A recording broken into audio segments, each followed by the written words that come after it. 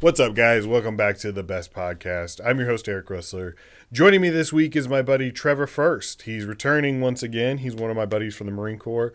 We did 2 deployments together. We had a great time. Guy worked all day long and then drove like 3.5 hours just to come hang out for a little bit.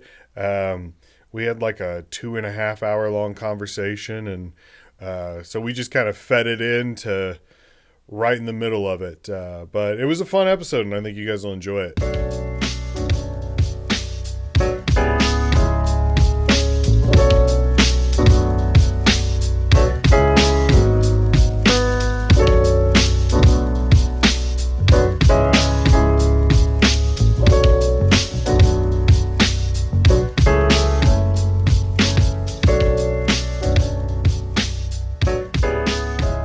What'd you think of the sandwich?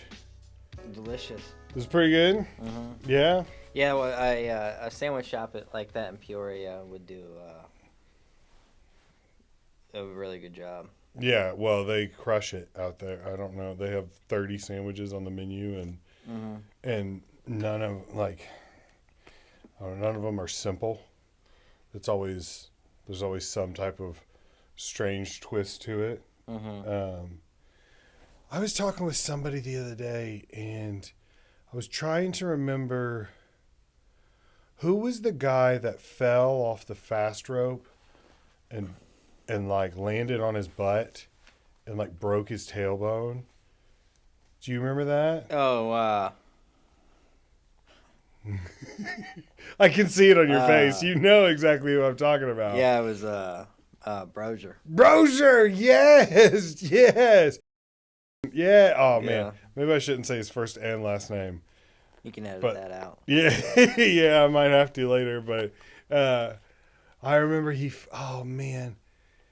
bounced. Like he I didn't was see sliding down the. Oh, you didn't see it? I didn't see it. I just heard about it. Okay, so we were doing the thing where they were hang the helicopter over the edge of the ship, Mm-hmm.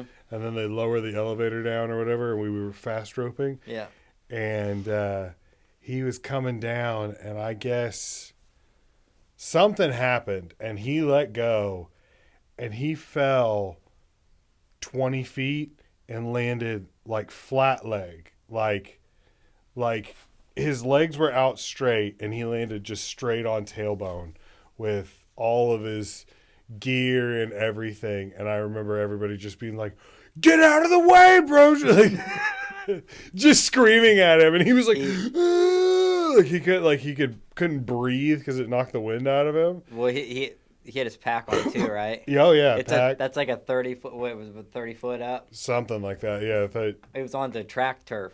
yeah, the non-skid. Yeah, the non-skid. non-skid. Oh, and Ouch. yeah, no bounce whatsoever. And remember he couldn't walk upstairs, so the only way he could get to like where we lived, our berthing area, was to walk like around and then kind of like waddle up the ramp Yeah. and then go through like the medical department and all that stuff. Like he had to take a super extra long walk because they were only stairs and he couldn't bend his legs or whatever. Yeah. Because and everybody just kept making fun. They're like, "Oh, don't be so butthurt, Brozier." What happened with the You want to hand me that Red Bull? Yeah. You mind? What happened with the Appreciate you. QRF? Something got called for whatever. Yeah. And the Navy officer got Yes. hit in the face with the butt of the 240. Yeah. Oh, yeah. I remember that because like somebody was like coming down the stairs. They're or coming something. down those steep ass stairs. Yeah, and the ship hit like a rogue wave, and they slipped and they started sliding. Yeah. And that Navy officer was walking by, and he just got just got the butt of the machine gun to the nose, and didn't he was like, "Ah!" and like ran off. He made like a noise. I remember when I was. You remember they would do the trap missions, where you would basically just go sit in the Oh yeah. like all night long, and they'd Yeah. be like, set trap 30, which means you have to be ready in 30 minutes. And there was one night where I was on mess duty, and they called a trap mission. So I went running back to the berthing and like grabbed all of my stuff. And then we were all sitting there waiting on the helicopter. And like this cook came and looked for me, and he was like, "Hey, what are you doing?" I was like, "My job. What are you?" And he's like, "Well, if you're going to do like extracurricular things when you get off work, you got to let somebody know." And I'm like, "This isn't extra. This is the only reason I'm here. Yeah. Your stuff is extra. Like your kitchen duty, that's the extra stuff. This is why I'm here. This is why I left the United States. What are you talking about?" Yeah. And he was just like, and I was just, whatever. Yeah. That was weird. I don't know. I just was thinking about that the other day. What's the best type of pet? Dog. For sure. Yeah, that's in my opinion. I've always been a dog person my whole life, and until I got one of the cats that we have now. So we have 4 cats. 3 of them, if they disappeared tomorrow, I would never lose a wink of sleep. Yeah. But one of them I love almost as much as one of my human children. I just can't help it. She is just the cutest, cuddliest little, like, she comes and she'll like flop on me and then just look at me like, "You could scratch my belly if you'd like," and then you start scratching her and then she starts like, she start doing that purr. I can't help it. Yeah. I can't help it. She's become my favorite compared to my dog, who still like wants to do the same thing, but he's just, I don't know. He requires so much more attention. I can leave for 4 days and my cat doesn't even really notice. And then I come back and she's like, "Oh, what's up? You're back. Cool." Whereas my dog is like, "Oh my God, you died. I thought you died and now you're home." I don't know. So you going with dog? Yep. I'm going with dog. Are you a lizard person? No, I don't like any reptile.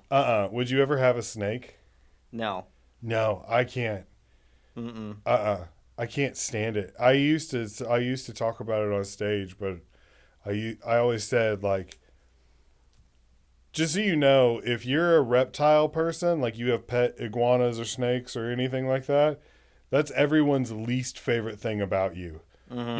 Like you could be the greatest human being ever, but everyone leaves your house going, where's there so many snakes? Like, why does he gotta have snakes? In several years ago, I went over to one of my buddy's houses, and his brother had this like pet. Yeah. Whatever snakes are yellow and white. Oh, that sounds terrifying. I don't know, but it sounds terrifying. It was probably like a 4 or 5 foot snake. He had one of them real big tanks for it.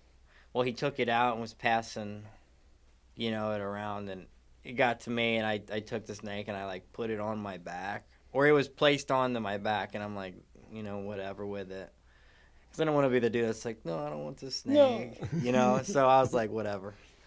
And there's nothing good about them. No. They don't feel good. No. They have a certain smell to them. Yeah. And that's a smell that you can't like get out with just one wash. Yeah. You handle a bunch of snakes, that stays on you. Yeah. But I don't know. I've never understood people who are into snakes. Fish, I get it. I mean, it's kind of low maintenance. You just sprinkle flakes in there once a day and watch them swim around. That could be relaxing, but like they don't care for you. You know what I mean? Yeah, and depending on how big the tank is, you got to maintain that thing. Oh yeah, that's right. I was saying you don't have to do anything for them, and then no wonder I've never had a goldfish that lasted more than like 2 days. There's I think a big reason why a lot of them die in that time period is when people put them into like a tank after they've been like in the bag or whatever. Yeah. There's a certain chemical that you have to put in there so they can breathe properly. And if you don't, I think like the chlorine or whatever like kind of kills them off. Gosh, we've just been because torturing it, fish for because they're years. they're small, you Yeah, know. yeah, and there's a bunch of. Don't we have stuff in our in our water, like fluoride and stuff? Like, Oh yeah, so they're probably their gills are burning. yeah. They drop into the tank and ah! Hmm. And we can't hear it. It's just bloop bloop bloop bloop bloop bloop. And we're like, oh look, he loves his little castle. And they're like, oh my god, the air is fire. It's I never understood like the like have you ever tapped on the glass in the Yeah. fish? You're not supposed to do that. Yeah. Well, you could tap on the glass on the fish tank that we had at our house, and the fish would just like not do anything. Yeah. I do it sometimes at the aquarium. We have odd animals at our house. Yeah. Didn't you used to have a raccoon? No. No? Oh, maybe that was someone. Nope, I didn't have a raccoon. We have a Russian dwarf hamster right now. Oh, nice. Mm-hmm. I thought you said one time when you were a kid you had a raccoon or something like that, but maybe that sounds like an Ewald thing. Yeah, I didn't have a raccoon. What's a Russian dwarf hamster? Just something you can get at PetSmart. Just I think it PetSmart was special. I think it was like $30, and they have a life expectancy of like a year, maybe 2, and it's been going strong. It just it's pretty independent. You just put like kitchen scraps down there, and you kind of keep its wheel clean because it gets kind of cruddy, and it keeps itself occupied. It builds its own little fortress with like Builds a fortress with like its bedding and stuff. Oh, it like scrapes the food. Yeah. It'll put its food in its mouth, carry it up the little tube, and then like there's like a little area where it sleeps, Yeah. and it like consolidates it, and then it'll go down and it'll do I don't know if it carries it in its little hands, or what it does with the bedding, but it does the same thing. That sounds adorable. Do you ever get it out and play with it, or do you like no? I won't touch it. Well, you've got other animals too, so that's not Yeah. Yeah, you've got a corgi, right? Yep, it's a corgi mix. Yeah. What color is it? Like the common one that corgis are. Yeah, the brown or whatever. Yeah, it's like a Ours is black, brown, and white, or whatever. But it's basically that same one of the 3 flavors that you can get of dog. Yeah. I don't know. I still want a bigger dog. Yeah, we have a big dog, and they're hard to maintain. They eat a lot of food.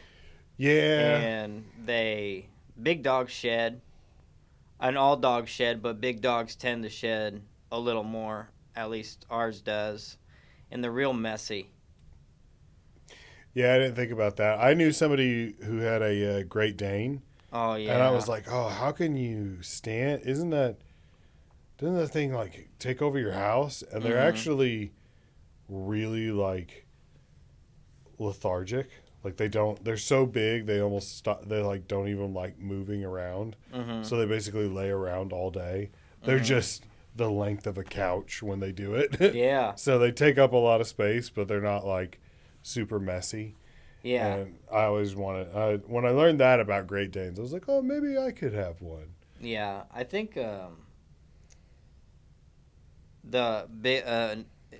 if you're gonna get a big dog, number one thing that you should know is that they slobber constantly. Oh yeah. They walk by you, you have slobber on your pants. You pet the dog or whatever in its face, you got slobber all over your hand. That's the way it is with ours. Yeah. And it's disgusting. I've never been. I don't know. I've never had a big dog. I've always wanted one though. Yeah. Oh, do you remember these shows? Which one was the best? Scared Straight, To Catch a Predator, Cops, or Cheaters?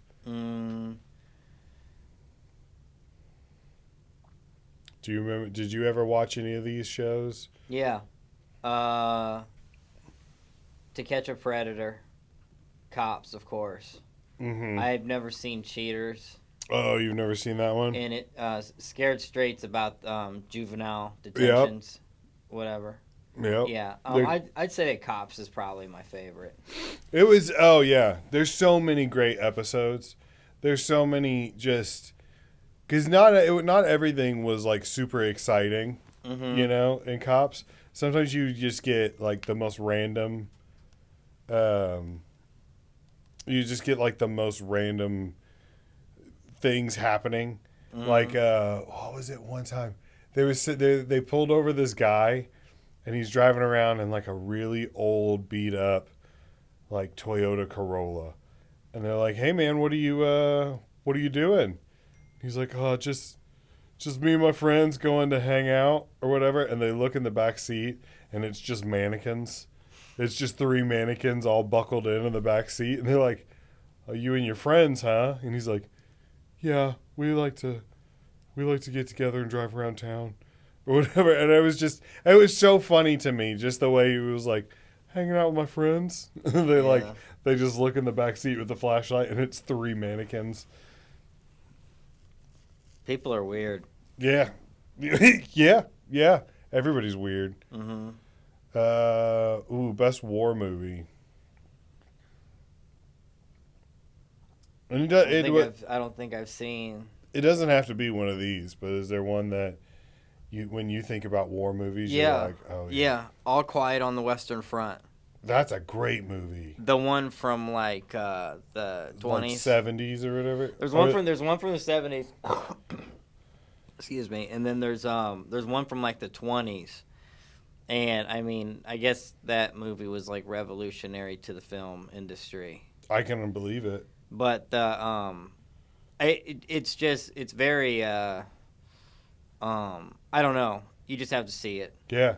But it's a good movie. I love that movie. It's a great. I don't think I've seen the one from the 20s, Mm-hmm. but I saw the one from the 70s, and then they just remade it. Oh, really? Yeah, they remade it. I think last year. It was on Netflix. Mm-hmm. Did you see it? It's so good. It's I'll take a so look at that. good. It's on. I think it's on Netflix, but it's it's like the same story and everything, Mm-hmm. and it's oof, man. The more you watch of it, the more you're just like, oh, like it's just so depressing. Somebody it's kind of what 1917's about. If you ever watch that. It's a good movie because it's. I think I saw that in theaters. Yeah. It's not that old. It's I don't know, a couple of years old, but And then I haven't seen Hacksaw Ridge. it's okay. It's all right. I threw it up there just because I was looking for another picture.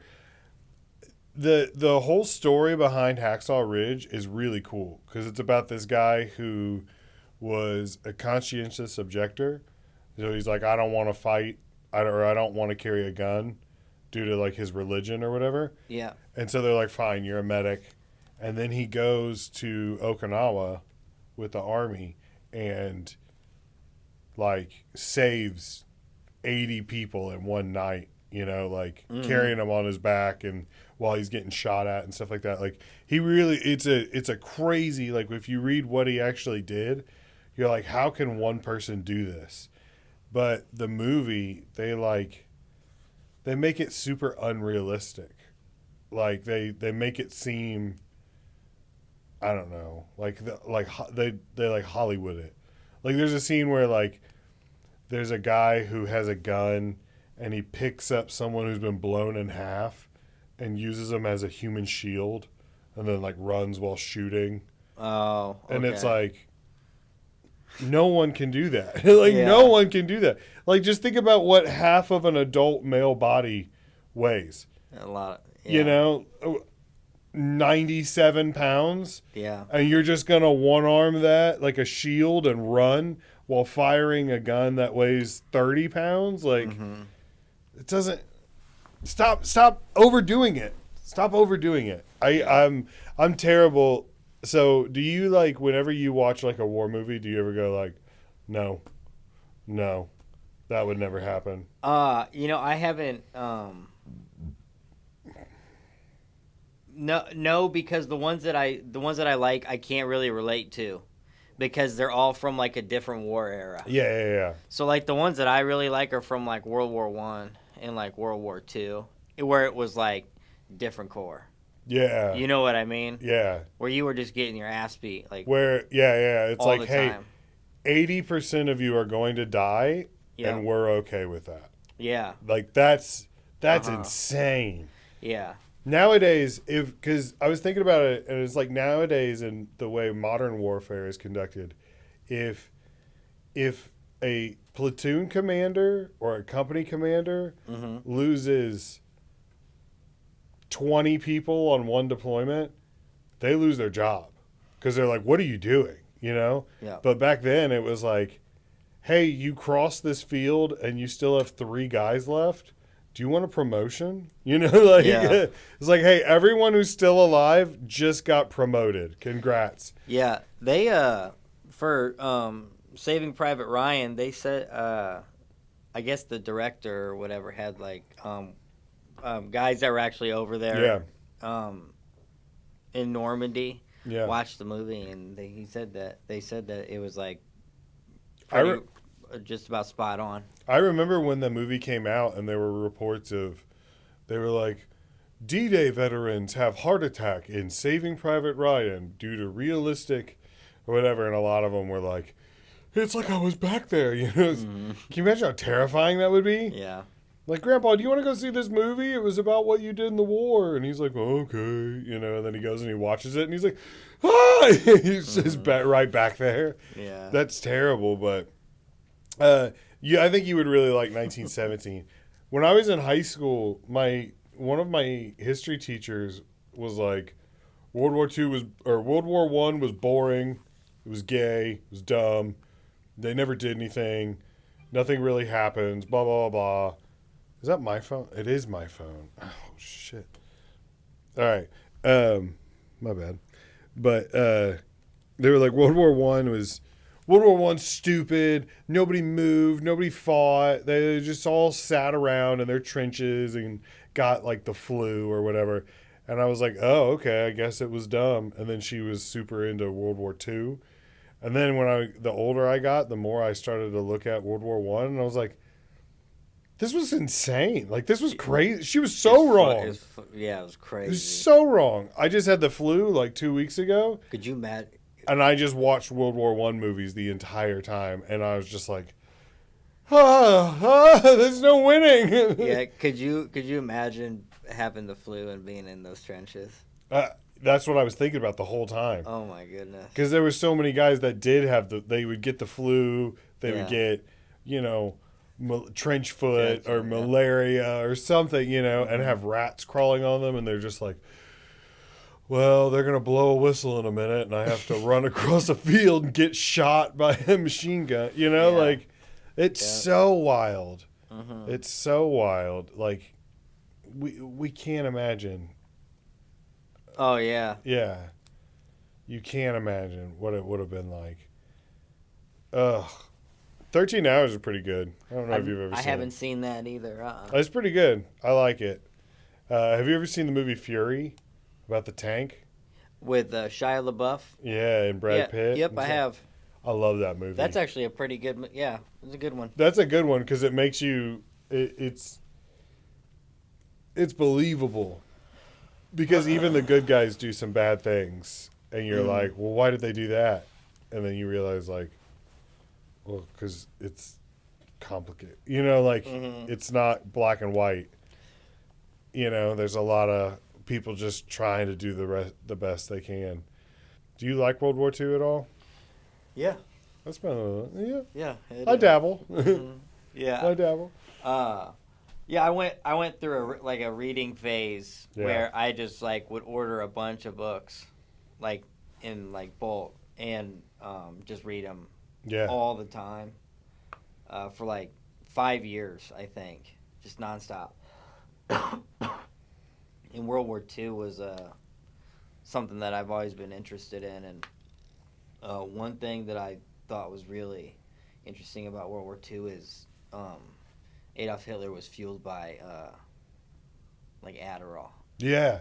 Yeah. Yeah. Yeah. He was all like hyped up on meth and Yeah. stuff. Mm-hmm. Do you know that there was apparently there was a meeting where Mussolini, the leader of Italy, was gonna go to Germany and tell Hitler that they didn't want to do it anymore. Like, Yep. hey, we're out, Yeah. But Hitler was on like meth and Adderall and whatever they could eject him with, Mm-hmm. and he just yells at Mussolini for like 17 straight hours, and then he leaves and he's like, I guess we're gonna still fight the war, guys. Like, Yeah. he seems really into this.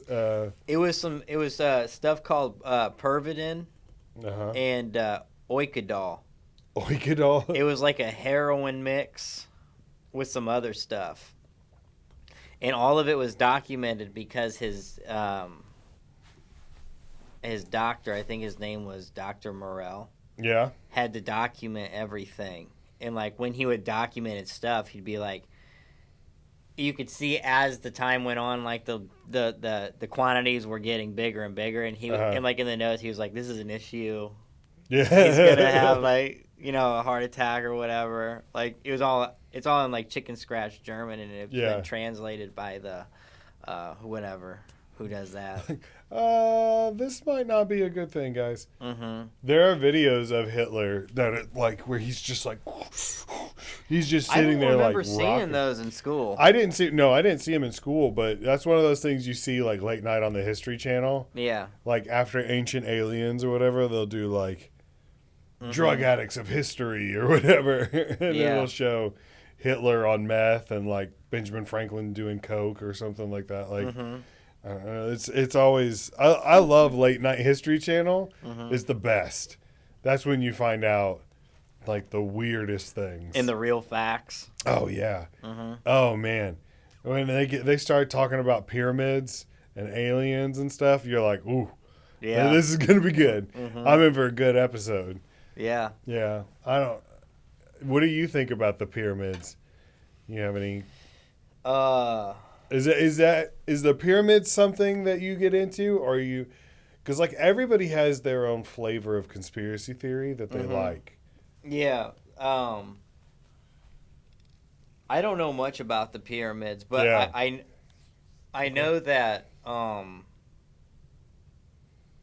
that they're all like strategically placed in such like because there's three of them, right? Yeah. They're all placed in like a strategic fashion that like it aligns with some sort of maybe a constellation. Uh-huh.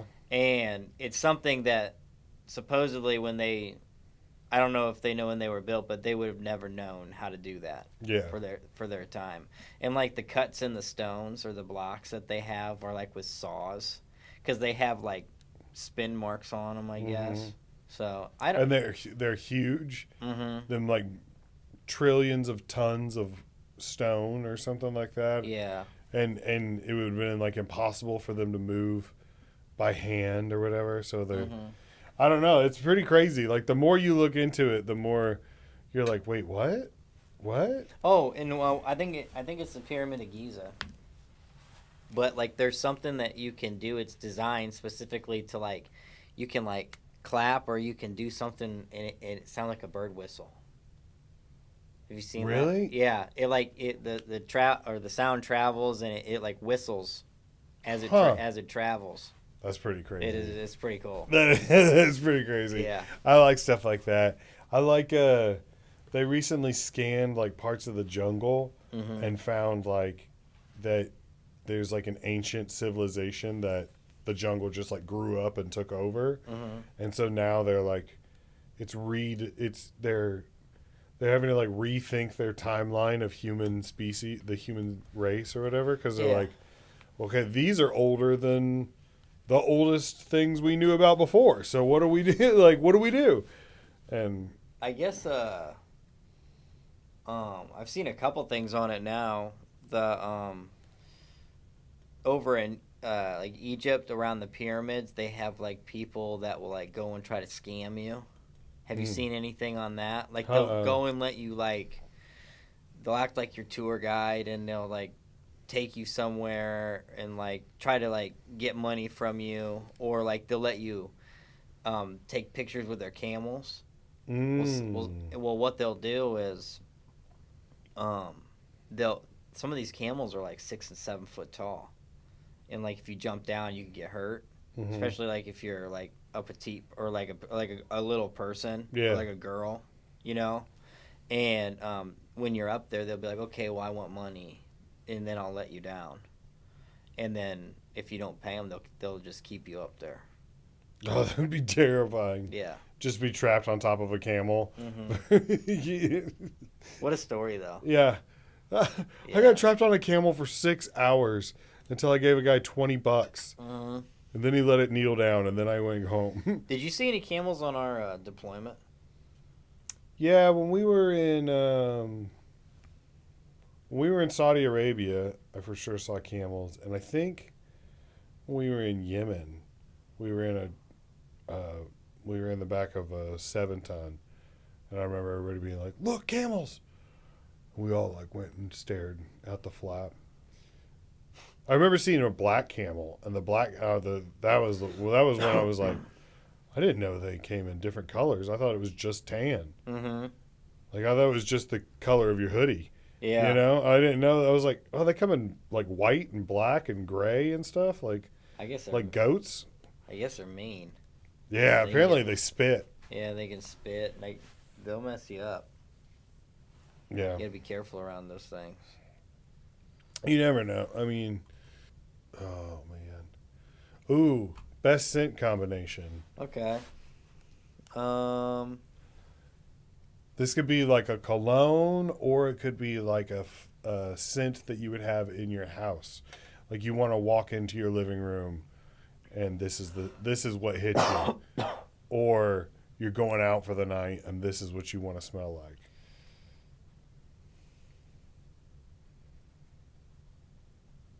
Maybe sandalwood. Yeah, sandalwood seems to be pretty popular. I don't know. Yeah, I'd say sandalwood for sure. And maybe a certain kind of soap. Okay. I can get down with that. Something along those lines. Is that what you like? That's the body wash you would want, or you want your living room to smell like that? I probably want my living room, and I probably want both. You want both? Yeah. Okay. Body wash has gotten really just out of line. It's almost like they've turned their body wash scent into colognes. Yeah, it is pretty powerful now. Yeah, it's not just a soap anymore. Yeah. It's almost like it's on there for the smell. Yeah. It's all smell, no soap. I don't like that. Yeah. Let's get back to the basics. I don't know. What kind of soap are you rocking? Are you a brand loyal, or is it just whatever catches your eye? I like to shop around. Yeah. But most of the time I go with I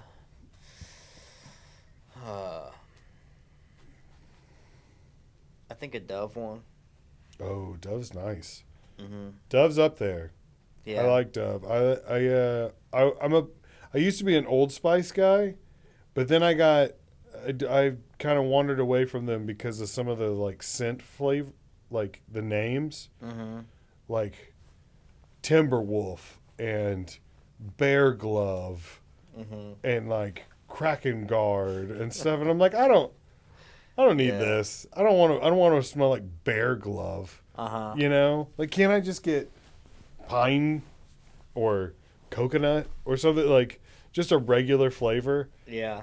I don't know. I just feel like, what if you imagine bumping into someone that and you have a shopping cart full of Kraken Guard or Timberwolf body wash, what would be more embarrassing, that or having a Velcro wallet?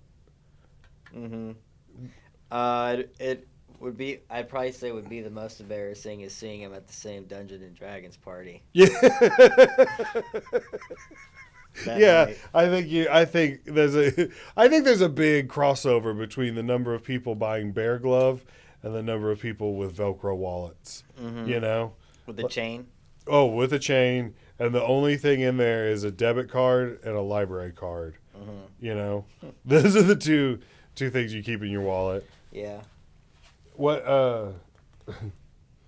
do you remember? I remember the last time I had a Velcro wallet. Do you? I've never had one. You never had one? When I was growing up, I had the trifold ones, and then I just moved to the. That's what I switched. I mean, that's what I switched to. But I did have, because when you're a little enough kid, Velcro or something with a zipper is essential because you're gonna lose your money. Yeah. You know.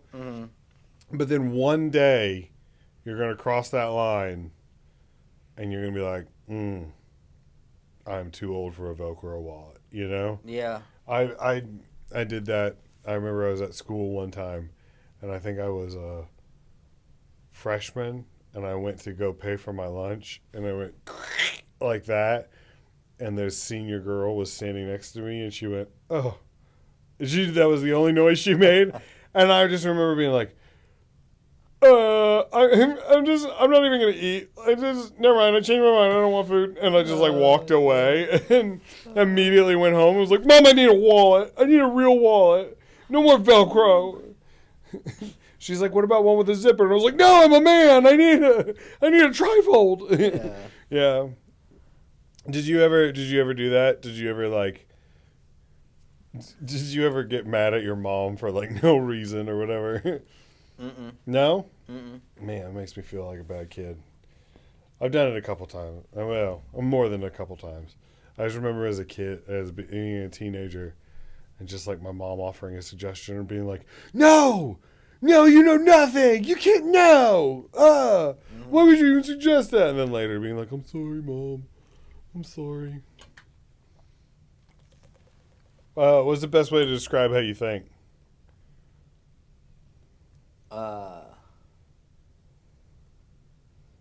Probably birdshot. Just all at once. Yeah. Yeah. Yeah, probably birdshot. I like that. I like that. Just, you know what? Hit as many accuracy by volume. Yeah. That's what you're going for? Yeah, pretty much. Yeah. Okay. Does it work? No. I haven't figured that out yet. Hey, we're all trying. Yeah. That's that's the best we can all do. Let's just skip the coffee. Hold on. Did you ever watch Saturday Night Live? No. What's the best way to blow money?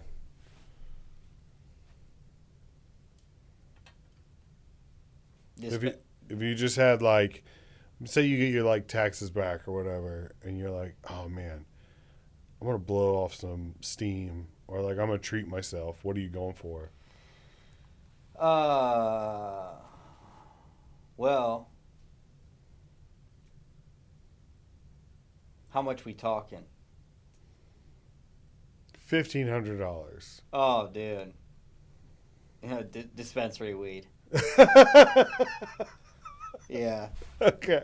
Hey, that's one way to do it. Yeah. There you go. I probably. Well, I'm saying that's how probably people would blow it. Yeah. Yeah. I mean, whatever. Yeah.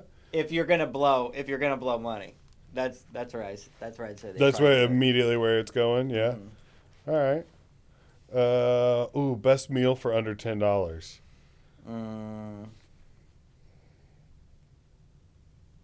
Oh man, that's a tough one. Oh,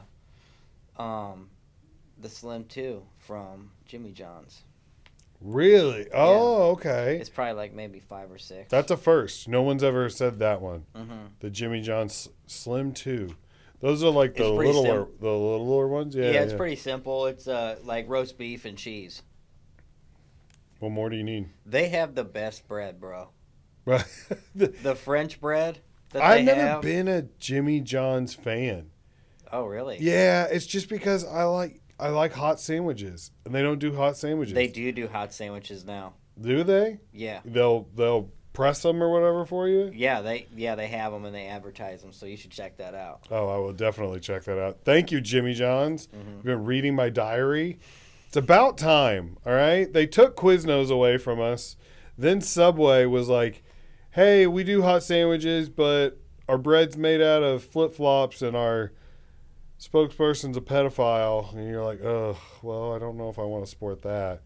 But I like a good hot sandwich. Is Quiznos off the... Quiznos is gone. Oh. I mean, as far as I know, all the Quiznos I knew about are no longer operational. I think they went under. I think Quiznos joined the big blockbuster in the sky. Yeah. Yeah. I think it's a thing of our childhood. I don't know how the heck Family Video ain't there yet. Isn't that crazy? That's freaking crazy. There's one that's still open by our house, and it's like, dude, why are you still open? There is one by like where I grew up, and it's right next to this pizza place called Marco's. Dude, that's the way ours is. I think maybe they're in a contract with, they're like, hey, put us in between a ice cream place and a pizza place and let people come one-stop shop. Yep. But I did a comedy show one time, and they paid us in coupons to this pizza place. Mm-hmm. And I was like, okay, I guess I'm getting pizza tonight for dinner. Mm-hmm. And I go in there, and I give them the coupon, and they're like, these are expired. And I was just like, oh, my gosh. It was the worst show ever. Like, they didn't, so it was a charity event, and I didn't know that. And I didn't know that I was even doing the show until 2 days before, because a person reached out to me and they were like, hey, we've got a comedy show in May. Would you be interested in doing it? And I was like, I don't know, maybe I need more information. And then I never heard back. So I was like, okay, whatever. Then I see my name in the newspaper as being listed for a comedy show at the VFW. And I was like, well, that's a little weird. I didn't know about that. So I contacted the guy, and he goes, oh, yeah, big show tomorrow night. We've already sold like 300 tickets or something like that. And I was like, well, okay, all right. Packed show, might as well do it. Mm-hmm. And then I get there, and at the end of the night, they hand me an envelope, which I'm like, oh, okay, here we go. That's usually how you get paid anyway, is they just, give you an envelope full of cash or whatever. Yep. A check under the counter or something like that. Yeah. And I didn't even look at it until I left, and I get back to my car, and I open it up, and I see free for half off breadsticks, good for one large pizza or something like that. And I was like, oh, yay. And so then I went to the pizza place and tried to get it, and they're like, yeah, sorry, man, this expired in 2017. I was like, oh, dope. You weren't paid in peanuts, you were paid in pizza. I wasn't paid at all. The pizza cost me like $27. I lost money. I left the house for work and lost money. But that's pretty, I mean, which animal do you think would give the best massage?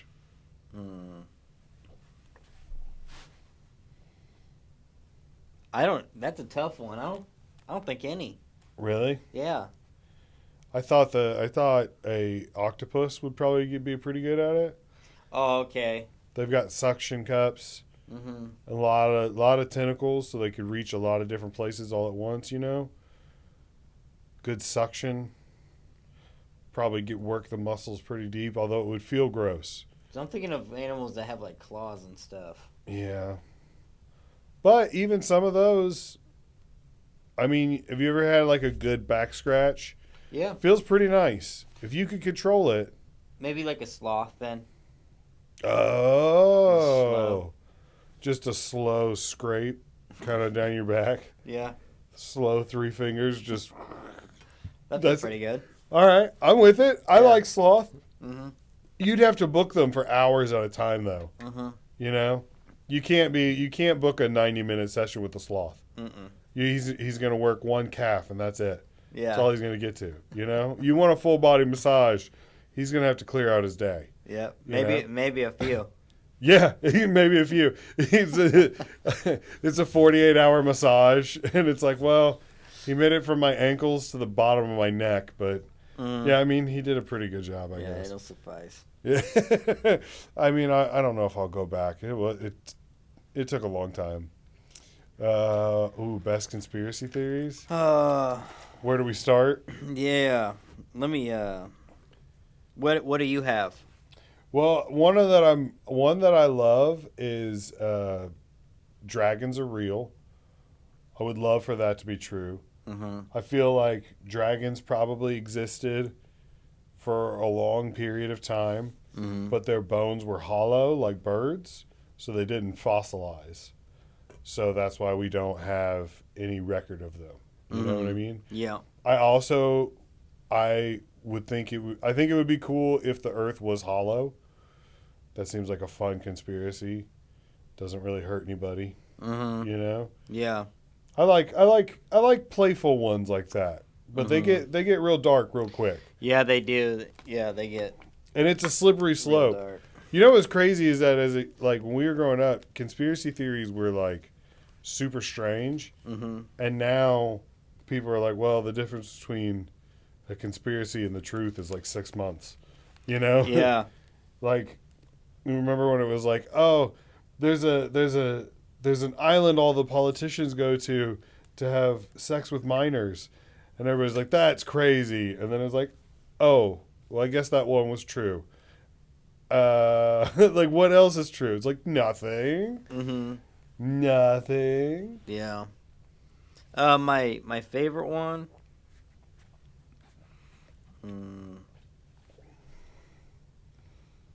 The Antarctica one is probably the tropical island. I watched something the other day about like something that was going on in Antarctica, and they found like a completely different like civilization living over there. Yeah. Yeah, but there's no. There it was photos on a camera. How they obtained the camera, I don't know, but there's like it's like a weird like who are the people that live in igloos? Eskimos? Is there like a weird Eskimo looking people, and they have like almost like they had like pig faces. Whoa. It was weird. The pig people of Antarctica. Mm-hmm. I'd watch that. What if they did like a March of the Penguins, but it was like March of the Pig People? Whatever. Well, it was funny because they kind of did look like penguins. They'd have these big, like, because there's the climate over there is just really harsh. So they'd have like these big, like, huge coats on that would go down to their ankles, practically. I don't know if they would. That's what my wife puts on every time it drops below like 52 degrees. She's like, oh, it's freezing. And then she pulls out this giant thing that it could double as like a bedspread, you know? And you're like, it's not that cold out. She's like, it's freezing. Yeah. Shut up. Leave me alone. What Olympic event do you think you'd be the best at? Like if the Olympic Committee called tomorrow and they were like, Trevor, we need you. You'd be like, oh, I'll be right there. What event?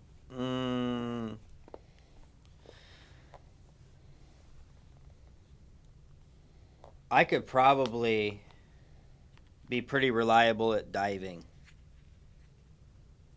That's easy. Like the high diving? I want to say, I'm not saying it's easy, but like I feel like you have enough time to get in a flip or two before like you can like land safely or make your dive safely. I feel like that would be pretty easy to accomplish. Okay. You know what I mean? So you think you would be a surprise?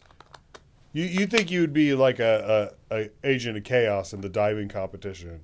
Yeah. Where people would underestimate you, but then you'd come out. Yeah. You'd come in pretty strong. I could successfully land a double front.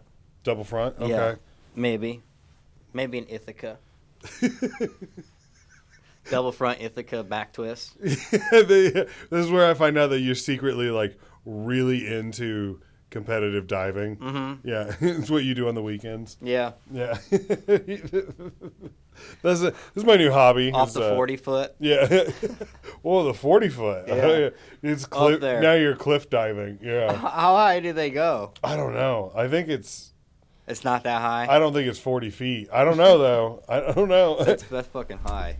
That is high, but I would be okay. I mean, I'd watch it. Have you ever watched the cliff diving videos of people that are dude. like they Yeah, just I run and have. jump off the side of a cliff and Yeah, it makes me like nauseous. there's a one that's like famous for it. It was like one of those ones that was like on E-Bombs World, Oh yeah. and he jumped off a cliff and he survived, but he hit his face off of a rock on the way down, and it split his face, Oh. and it showed him at like the hospital, Oh no. and his face was completely split in half. Oh. And Oh. that's dangerous. Oh, those are the worst. That's dangerous living. Oh, those are the worst. Oh man, I saw a video the other day of a guy who jumped off, but he didn't jump far enough out, and like this wave kind of like went out, and it revealed like a whole bunch of new rocks. Oh my! And the video cut right as he was about to hit, Yeah. and so you're just like, oh, like you know exactly, like oh, this guy probably died. Like, have you ever seen those videos of people that like they climb up the side of buildings? Yeah. I saw a video the other day of a dude who was on the side of a building doing pull-ups, and he went to do like he did like 4 pull-ups, and he got to like the 5th one, and he couldn't quite make it, and then just dropped, and you see him just go out of frame, and you're like, okay, he's dead. No, I haven't seen that. Oh, one. that one will make your stomach flip. That one will make your stomach. Oh, I have seen like free climbing videos. oh yeah, that's crazy. Yeah. Did you watch that movie about the dude that free climbs? Is it the Alex? Yeah, I haven't seen it, but I know what you're talking about. yeah. It makes me sweat watching it, because he's just. I mean, he's like sprinting up the side of a mountain with no ropes, nothing but chalk. Yeah. And he's just going. Like I can't. Like it's so insane to me to just think about, like, all the times that you and I rappelled, and even with ropes, I was like terrified of that. Did that ever get you? Of the fear of falling? Yeah, like when we were rappelling and stuff. No. I guess what really kind of shook me up was like when we were on ship, the boat would rock. So I mean, you might come down when it's on its way down, which is pretty soft, or you might come down when it's on its way up. Yeah, when it's coming up to meet you. Yeah, and those ocean waves they're pretty big. Well, people don't understand, like, the boat would come up, so the rope would get shorter, and then the boat would go down and the rope would get longer. So it's like you might be fast roping for 17 feet or 30 feet. Yeah. You know, like you just, Right, yeah. you know, and so you kind of have to like time it, and there's someone whose feet are like right above your head. You know what I mean? Do we ever do it at night? I'm sure we did. I'm almost positive we did. Yeah. I just remember. I mean, I remember doing it so many times. It was like, practice. We're gonna practice. We're just gonna practice doing this over and over and over again. And you're like, Yeah. okay. Yeah, that got. It got repetitive, but it was either that or uniform inspections. Oh man. Do you remember that? You remember when they were like, "Hey, you have to bring your service Charlies on Yeah. on deployment," and you were like, "What? Why?" Yeah, and where am I gonna put them? Yeah. Oh, why are they all wrinkly? Well, because I have a cubby that's like this wide. Yeah. Where else am I supposed to put my stuff? Where do you want me to put this? They would call you out on that Yeah. because it wasn't pressed right. Yeah. It's like I'm living in a space this big with like 8 other people. Yeah.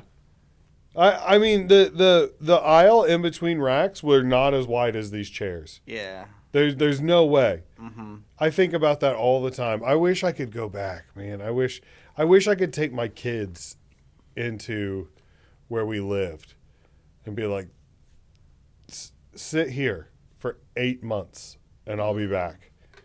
You know, do you remember? Okay, I don't know if you remember this, but so in our little aisle, right, of the birthing, Uh, there was Bloss was on the bottom floor or the bottom level. Uh, I was no Bloss. It wasn't Bloss on the bottom level. I guess it was Long, maybe. all the Or way were back, you? Yeah, or is it you? or at the beginning.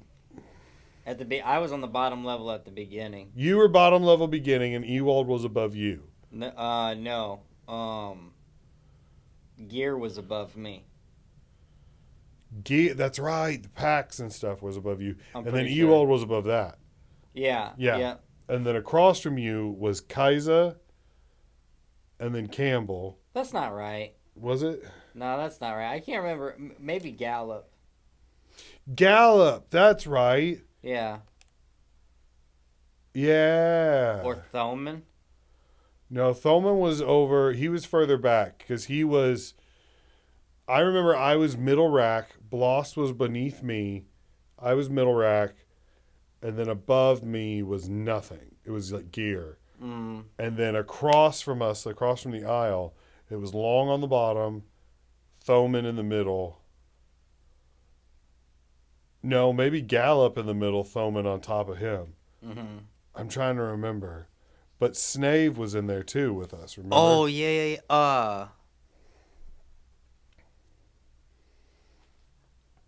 No, I'm pretty sure it was just all the Mortarmen back there. And but Snave was with us because he was the only one that wasn't. He was because remember he was the only assaultman. He was the only boot assaultman. He was by himself. Yeah. So he was back there with us, and I'm pretty sure it went Kaiser, Snave, Campbell on like the first set of three. Yeah. And then the back set of three was Long, Gallup, Thoman. And then on our side it was Bloss, me, and then Gear, I guess. But I remember Bloss had the Okama Game Sphere, Yeah. and we would sit there and watch How I Met Your Mother and Entourage and Mm-hmm. what else? One Tree Hill. Yeah. Oh You my remember? gosh, You remember One Tree Hill? Yeah. That was a good deployment. That was a fun.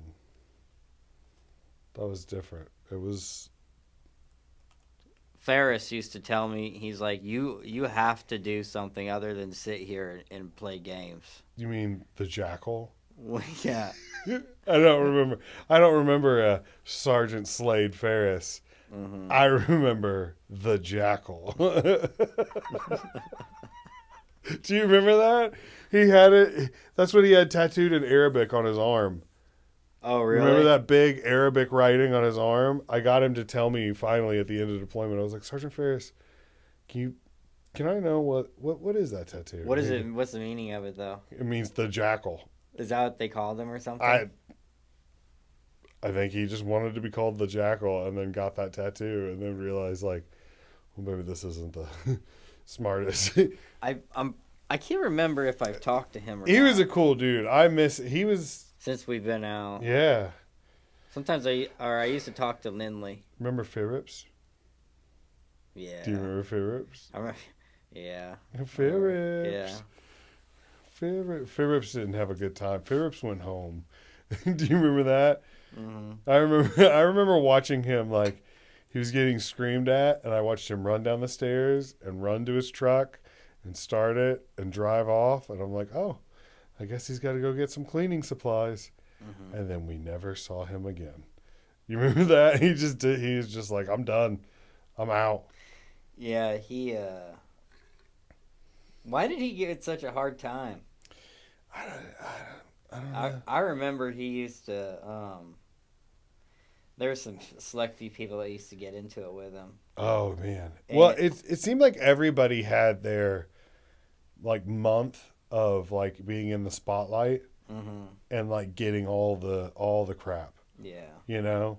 Oh, Like yeah. I remember I was in the spotlight for a long time, and then it seemed like then they moved on to Hinckley and then they moved on to, and it's like some people, once they got highlighted, they could never shake it, Mm-hmm. you know?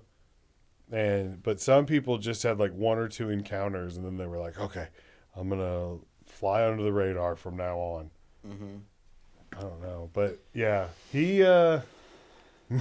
poor Phillips. Yeah. He got the spotlight and What happened? He just left. Like, he just, Like UA? yeah. Yeah, he just took off one day, and then they were like, "Okay, well, I guess he's gone." And then his mom talked to his like congressman and said that he was hazed or something, and so there was a big investigation. Oh my gosh. But yeah, him and then there was another one, but I don't want to say his name. You remember? Which one was that? He had a snaggletooth, and Oh yeah. Yep. yeah, you remember him now? Yeah. Yeah, yeah, Yeah. yeah. Sometimes people just gotta go home. Mm-hmm. You know, sometimes you can't make it. You just gotta go home. Sometimes you miss your girlfriend.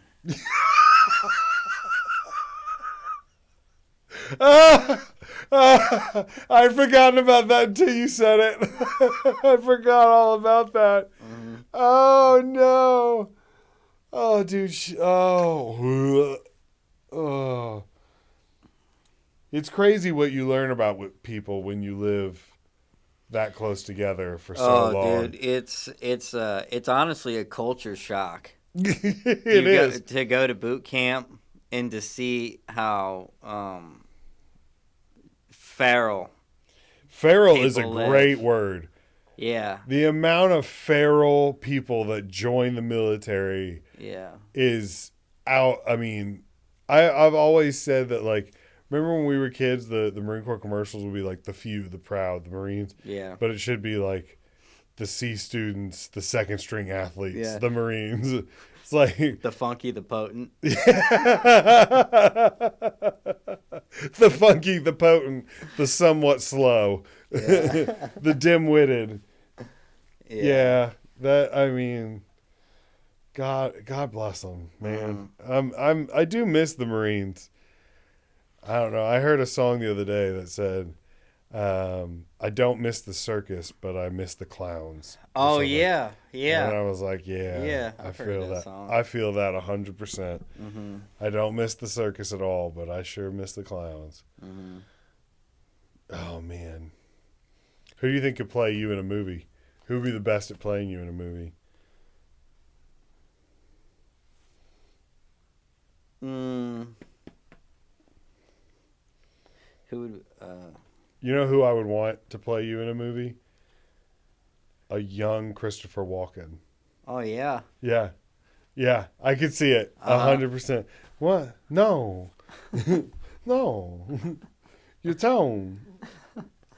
I'd probably say something simple, like maybe Matt McConaughey. Okay. You know, Okay. is it like a like a movie about my life? Sure. Yeah. Probably like Matt McConaughey or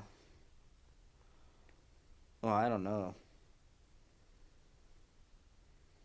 Maybe like Theo Vaughn if he got into acting. I could see that. Mhm. You know, there's been a ton of times where I've heard a clip from him and I'm like, damn, that sounds like Trevor. That just sounds like something you would say. Mm-hmm. Yeah.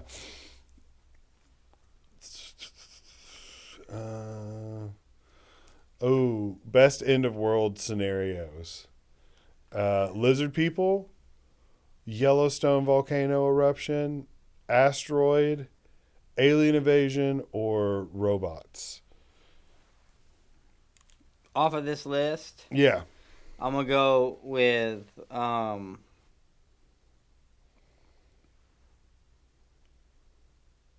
the asteroid. But I've heard some things about some solar flares Oh, yeah? that would completely like shut off like internet any sort of like fiber optic connection would be shot, electricity, and you pretty much have to make it You just have on to. your own, like a pioneer. Oh, just set us back a couple hundred years. Yeah. Except, well, but like, Would that be? Would but that be so bad though? no, but no, it wouldn't.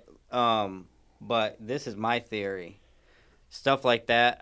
I don't think it's gonna be like the solar flare, but I think that the war is gonna get bad over with Israel and Mm. and then they're going to do some shit over here while the men are over there fighting. They're gonna be trying to take over because they've got them over there. Yeah. They're gonna pull all their shenanigans when we got boys over there. Ooh. That's what I think is. That's what I think's gonna happen. That would be crazy. But I'm ready for it. Me and my father-in-law, we could probably take down a small village if we wanted to. I believe it. I believe it. Yeah. That's cool that you and your father-in-law get along. Oh yeah. That's cool.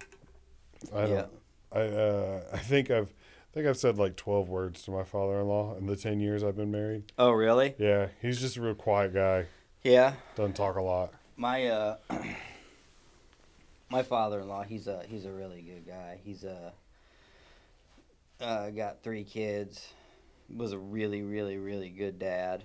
He's someone that you can take like pretty good notes from, you know.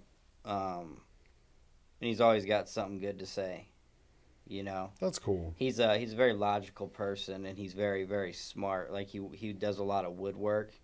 He can do like all sorts of stuff. He's been a carpenter with a pretty big contractor here or over in Peoria for like 20 or 30 years. I mean, he knows a lot. Yeah. Yeah, he's pretty good to look out after, or like to watch. You know what I mean? Yeah. Well, yeah, he's a good dude. That's cool. You need good people like that in your life. Yeah, but back to the solar flare thing. I guess that's a thing where something happens where like something gets in the way, or I don't know if anything hits, but it like gets in the way of like any sort of connection, and it's gonna completely wipe everything out. Online banking Ooh. is gonna be a big one, which is great because I don't want to pay on my fucking house anymore. You know what I mean? Yeah. I don't. Yeah. But Okay. I'm on board so far. Let's yeah. go. So like it's pretty much you'd have to go back to like more or less like biblical times, and like well I mean back times when you were eating out of your garden. You know what I mean? Yeah. And like I don't know if people were scavenging for food back then. I'm sure they were, but Oh yeah. it could get really bad, dude. It It could get really bad. It could. It could be bad. I don't know. I think that if something bad happens, it'll only be bad for people that can't adjust. Mm-hmm. You know? Cuz like I feel like something's going to happen just the way the world is going. Like every couple months I'm like how much more is going to happen before it all kind of seems like we're definitely reaching the end of something. Yeah. But I don't think it's necessarily a bad thing. I don't think that it's as like it might be rough and there might be something bad that happens like initially. But I think overall people might be like, you know what, this is kind of better.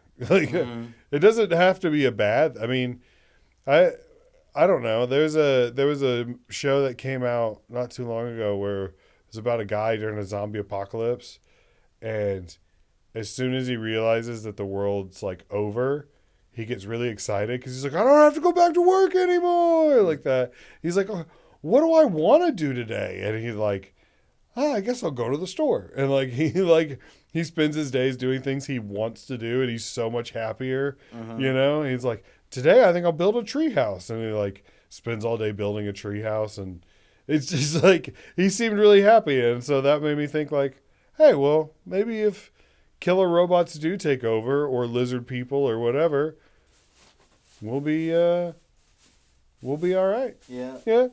Well, it'll be a rough couple weeks, but maybe we'll pull in there. Uh, we just hit an hour and 10 minutes. Oh damn! Yeah, you wanna wrap it up? You wanna keep going? It's up to you, man. We can do whatever.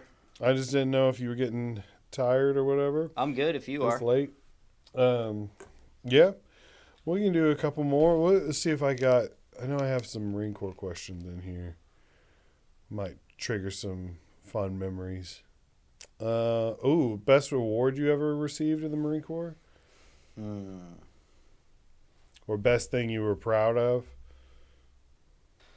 Uh, Probably the certificates that I got for going to a few of the schools that I Yeah, went to. I would say maybe. you went to Mount. Didn't you go to like Mountain Radio or something? Yep, I went to that, and I then remember that. MLOC, Yeah, the mortar leaders, yeah, and I thought I went to one more, but I can't remember. Maybe not. But probably those. Maybe. yeah. Um, I don't know if I got any other awards. Well, what about corporal?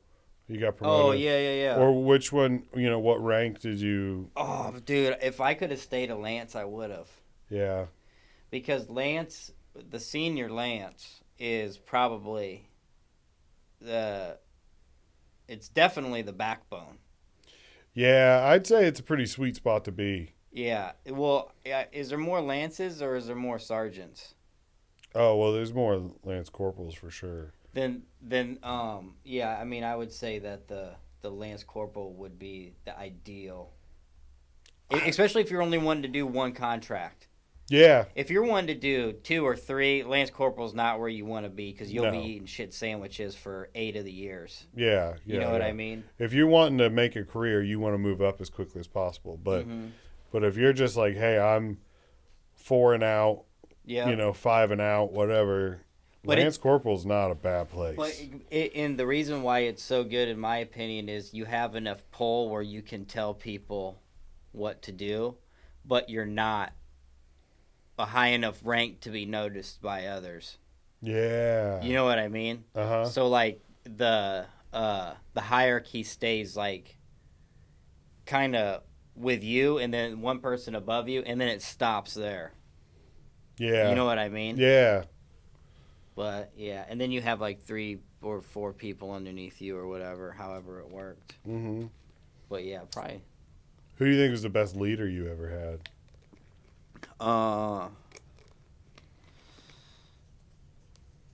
Dude, I really liked Kring. Really? Yeah, I liked Kring. R.I.P. Mhm. Um, He hated me. did he? Oh man, he hated me.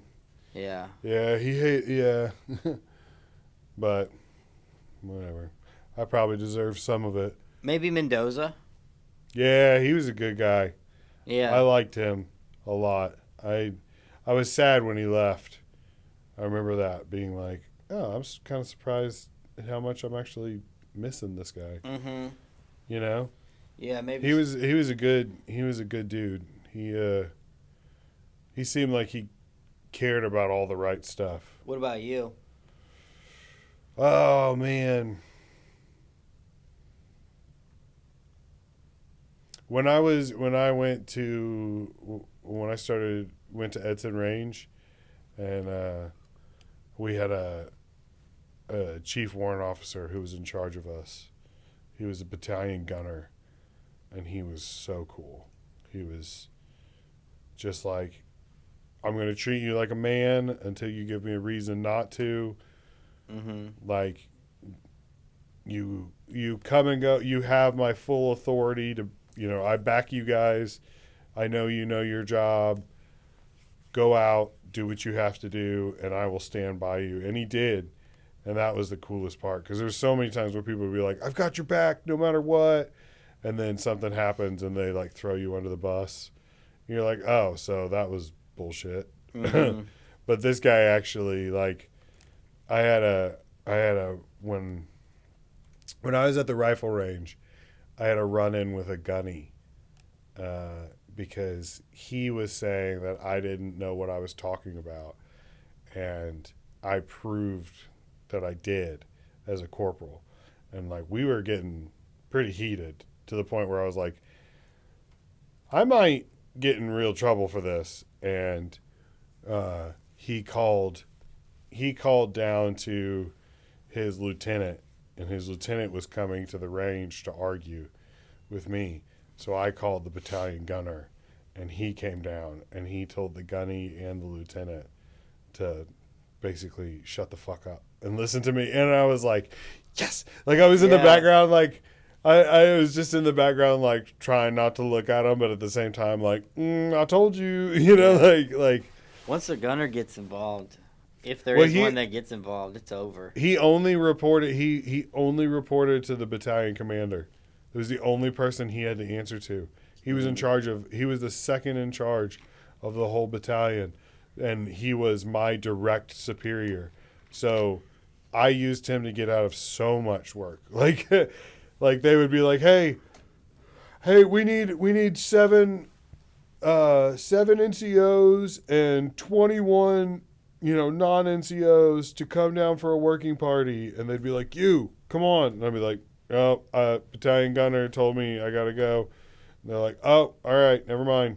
All right, you're going in his place. And I'd be like, see you guys. I'll see y'all later. I'm going to... What did Staff Sergeant Moon do over there? Or did he get out as a gunny? I think he did. I hope he did. Mm-hmm. I don't know. I didn't see him very much. I think he was in one of the S shops.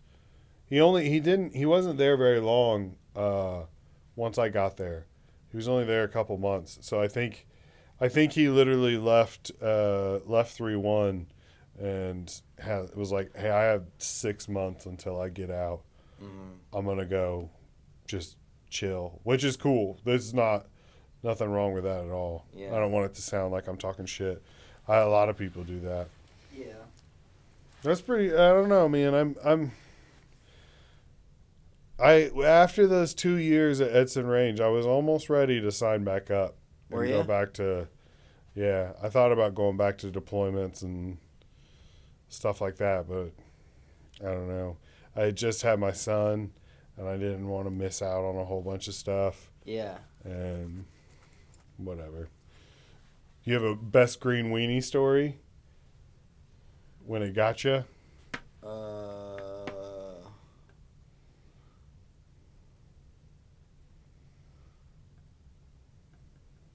I don't know. I don't remember. I don't think so. Were you with us the night that it was like you, me, Long, and it was in Bahrain, and we went out and we got like drunk, and we came back to the ship, and Sergeant Carter got really mad at us, and he gave each one of us 15 minutes of fire watch every hour for like 24 hours. No, I wasn't there. Were you not part of that group? I mean, it's a good thing you weren't. But it was like me, Long, Bloss, and for whatever reason, I think it was Shelley and Collins. Yeah. And we went out and we went to like a Brazilian steakhouse where they just like keep bringing food and drinks or whatever. Yeah. And we got hammered. And we came back to the ship, and Sergeant Carter was pissed at us. And he gave each one of us 15 minutes of fire watch every hour for the entire, 24 hours. Which doesn't sound... It was like, oh, that's not bad. Except you got to wake up. They would come and wake you up 15 minutes early. So that way you could get up, get dressed, get ready. Then you'd be on post for 15 minutes. You'd get done, take all your, get undressed completely, get back in the bed, fall asleep. Like 20 minutes later, you're getting woken up again. Yeah. To do another order, and it's like, it was miserable. Like the first, when he first told us what he was doing, I was like, whatever, that's easy. After the second hour, I was like, oh my gosh, I'm going to die. Because we were drunk, and every time you'd wake up, you'd be a little bit more sober and a little bit more hungover. And just doing that perpetually, you couldn't go get food because you'd have to be back on watch. You couldn't take a shower. You could barely have time to take a shit, and you would just be so exhausted. And you're just like, when is this ever gonna end? That sounds bad. That was bad. I remember when we got done in Malaysia, and we flew back to ship. We had to do everybody's laundry, and somehow I got picked, and so everybody else like showered and went to chow, and I had to take everybody's the big torpedo bags like all through the ship and like drop them down the stairwells and like wash 200 men's clothes, and then of course everyone would be like, "Where's all my clothes at?" And it's like, I don't know, man. I put the bag in the machine just like everybody else's. Yeah. I don't know what happened to your stuff. And they get mad at you, and it's like, well, you could wash your own clothes. That'd be a novel idea, huh? Oh, dude, the way they used to have us wash those clothes it was insane. It was insane. There's no way that they were getting washed. Oh, no. There's no way. It was just like spitting water at them. Yeah. And then they're like, okay, these are clean now. You're like, are you sure? They had to have been in just a big just a big ball because they had to be those mesh bags. Yeah. And people would cinch them real tight. Yeah. So it'd just be a ball of clothes. Yeah. There's no soap soaking in those. Yeah, no. It's so stupid. It was and they would weigh. You remember how much they'd weigh? Like you just dragging those like big torpedo bags. You'd open up them washers and it smelled like a wet fart. Oh, it smelled so bad. Yeah. And you'd be in there for 6 hours just waiting for them all to get finished. Yeah. And, oh man. And then I remember when we came back from deployment and they said that you weren't allowed to make the boots wash your clothes anymore. And I remember we were at 29 Palms at Camp Wilson.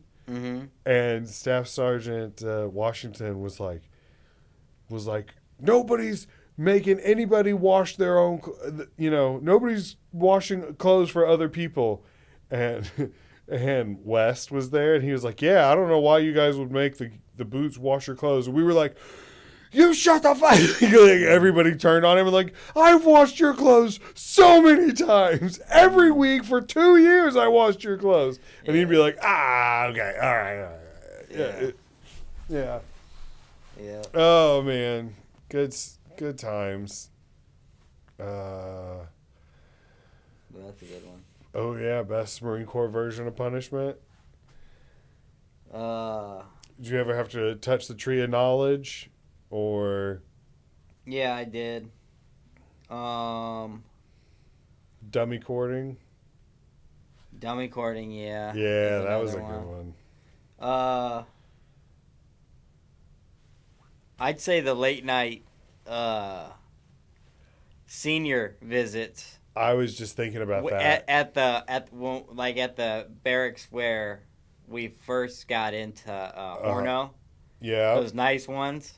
Yeah, up on the hill. Yeah, the 3 or 4 story ones or whatever. Yeah, where the seniors would call you in and make you drink and push. Fuerst.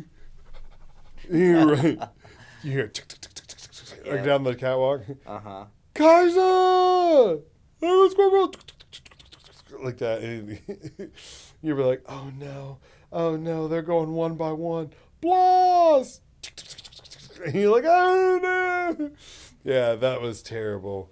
Yeah. That wasn't, I don't know, some of those weren't so bad, but sometimes you'd be like, dude, just leave me alone. Yeah. Give me 5 minutes to myself. I don't know. I liked dummy courting. I liked it when you would see one of your friends and they were just covered in strings. And it's like, oh, what'd you forget? I'd be like, my cat card or something like that. Like, it was always something stupid. The pull-up bars were definitely. How many hours do you think we spent on those pull-up bars? A lot. If you had to guess. Like, I mean. I'd probably say 5 days worth of hours. Yeah, I'd probably say maybe like 100. Yeah, I mean, just A And I lot. mean time on spent on the actual bar doing pull-ups. Just That's a lot. in 100's just a a lot. constant circle of like, hey, we're 3 hours early to this formation. You're not gonna hang out and talk to us. You're gonna go do pull-ups. Yeah. And it's like, okay, well, after a certain number of pull-ups, my arms are tired. And it's like, well, you're still gonna do pull-ups. Yeah. You're like, okay, okay, all right. Yeah, dude, to the point where 100 to 115, yeah, I'd say that it was maybe, it was a lot. It was insane. Yeah, it was a lot. It was a lot of time. But like most of the time, you're having somebody just pick you up. You know what I mean? Yeah, Because yeah. you're so tired. It's like by the You're end of having it, someone hold your feet so you can yeah, pull one more time. Yeah. And then they don't let go and you just drop. yeah, and you're doing one, and then it's the next person's turn. Yeah. Everybody's just chopping up, doing one pull up, dropping down, going to the back of the line. It's just a constant rotation. What were they doing for punishment when we got in? Just hazing. Yeah, pretty much just hazing. Because when we got in, they were just back from Afghanistan, so like the the PTSD on them was ripe. Like it was fresh. Yeah. So yeah, they were. There was a lot of gas masks, a lot of showers, push-ups. It wasn't ever anything too crazy. Do we have to qual on the gas every year? I thought so.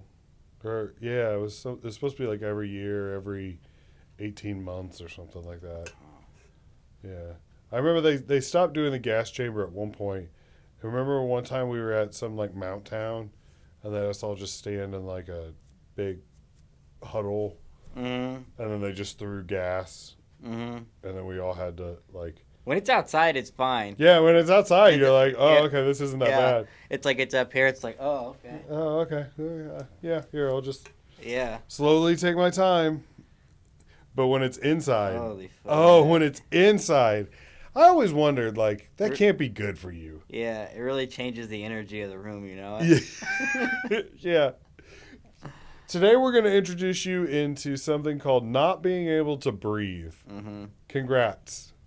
And then you just hear, gas, gas, gas. And you hear the pellets hit the little plate. Ting, ting, ting, ting, ting, ting, ting. And that big white cloud just goes up and fills the room. And I'll never forget, the first time I did it, I opened my eyes because I wanted to see, like, who's going to freak out. Yeah. And then instantly was like, oh, this is such a bad idea. Yeah, because is it's it being burning my eyes. And you're like, oh, no, what have I done? Yeah. And you just had to hang in there until they told you could put on your gas mask. Yeah, well, I think they, in boot camp, they make you do the Yeah, you have to. thing.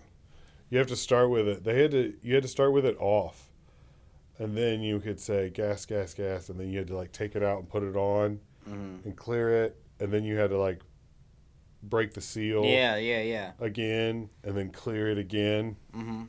That one was rough. Best recruit depot. Oh, West Coast. Of course. Yeah. West Coast. Of course. There's no no West competition. Coast. There's no argument to be made. Oh, yeah. Yeah. West Coast is best coast, baby. Yeah. Yeah. I love saying that because I know in the comments everyone's just going to be like, you're an idiot. You don't know what you're talking about. East Coast is so much better. I'll be like, yeah, right. What a great start to like your adult life though. Yeah. Like, and what a great place to do it in. Yeah. You know what I mean? Yeah. Yeah, the West Coast was there was always something to do over there. Yeah. You know? That was, I mean, I'm glad that we I'm glad that we got stationed on Pendleton too, you know? Yeah. Pendleton, yeah, it was good. It was nice. It was cool. Here's the, which Marine Corps base is the best? Pendleton, Lejeune, Hanson, 29 Palms, or Quantico? Well, I think we all know which one it's not. Yeah, Camp Hansen, it's necessary, but not my favorite Yeah. at all. It wasn't too bad though. Dude, I like going to 29 Palms for the couple weeks that we went. Or how long we were there? A month? Something like that, yeah. I think we were Uh, there for like 4 weeks. You mean at Camp Wilson or whatever? yeah, Camp Wilson. Remember the Warriors, Yeah. the Warriors Club? Yep.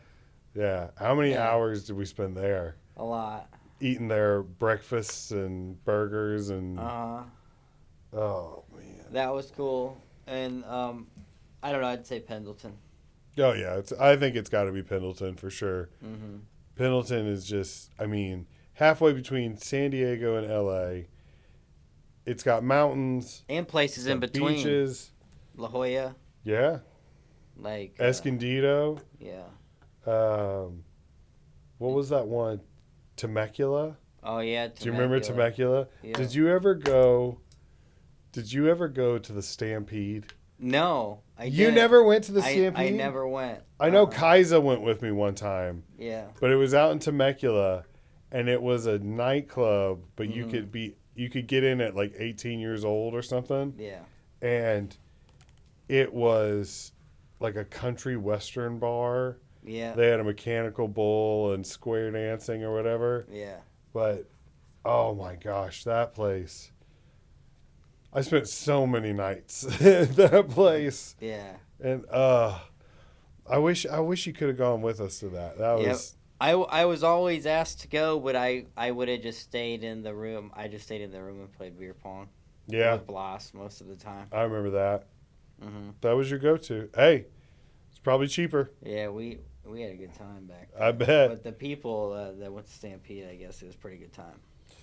it was a pretty good time. Yeah. It was a pretty good time. It was a pretty good time. I forget Yeah. sometimes that my kids watch this, but it was a pretty good time. Yeah. You never knew what was gonna happen. It was Yeah. pretty good. Which one do you think is the best, woodland or deserts? Desert. I like desert. Oh yeah, with the rolled sleeves or unrolled sleeves? Probably rolled. Yeah, I guess they're rolling both now. they roll both now. Yeah. Oh, I didn't know that. Yeah, they roll woodlands too. They roll them in the winter.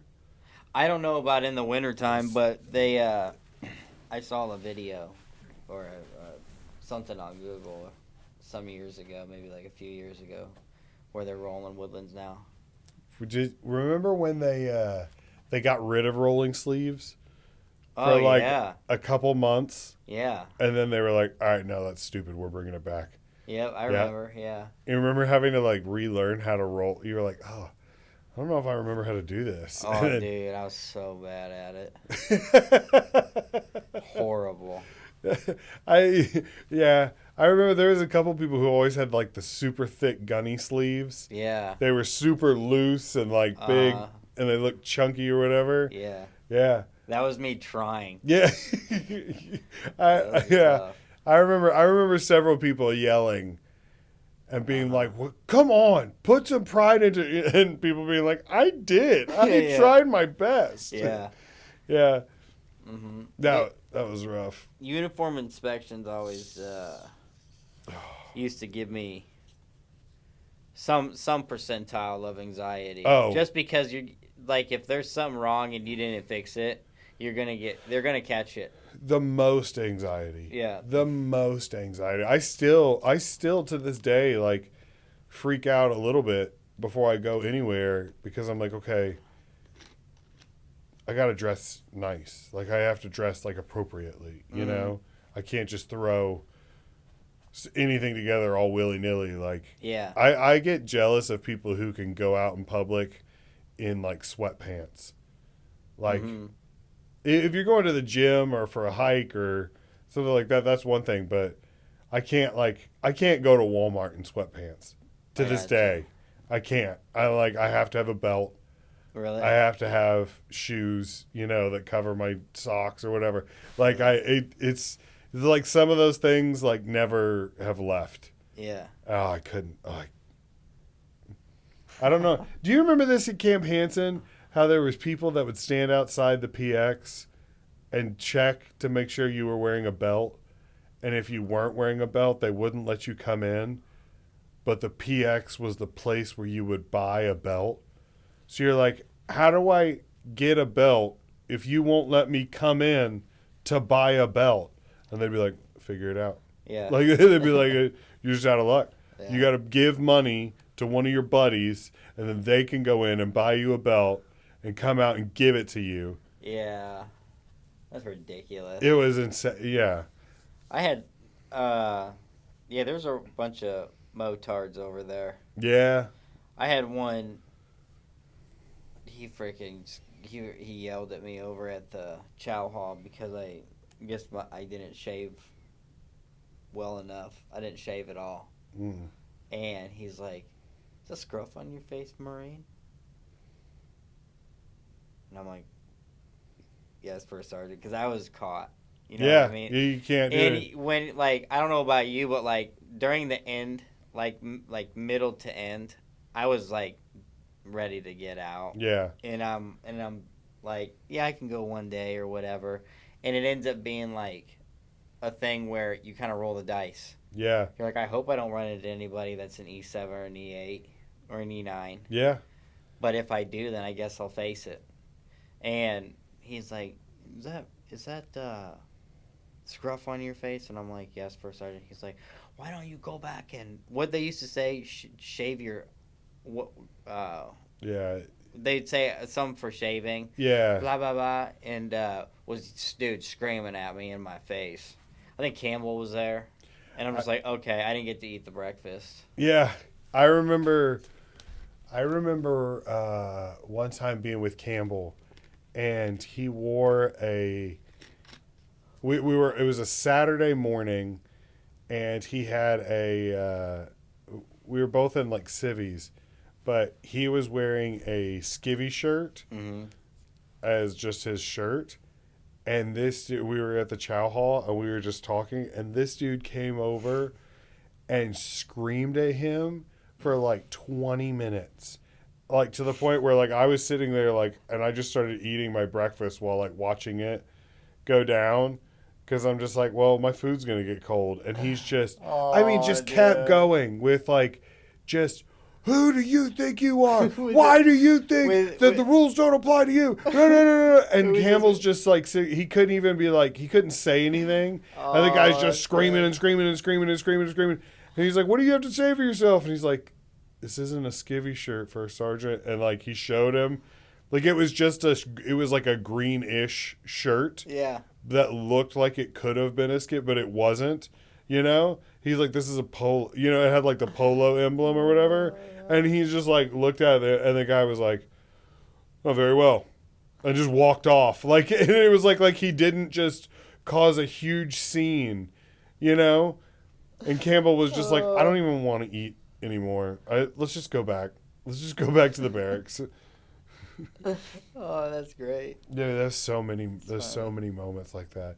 I remember one time, I think it was before we left for Okinawa, we had to turn in all our SIF issue. Yeah. So we had to wash everything. And I washed my main pack, but it wasn't 100% dry. Yeah. So they didn't accept it.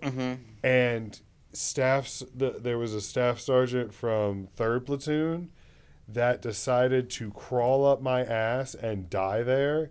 And I mean, he screamed at me for the longest period of time. And he's like,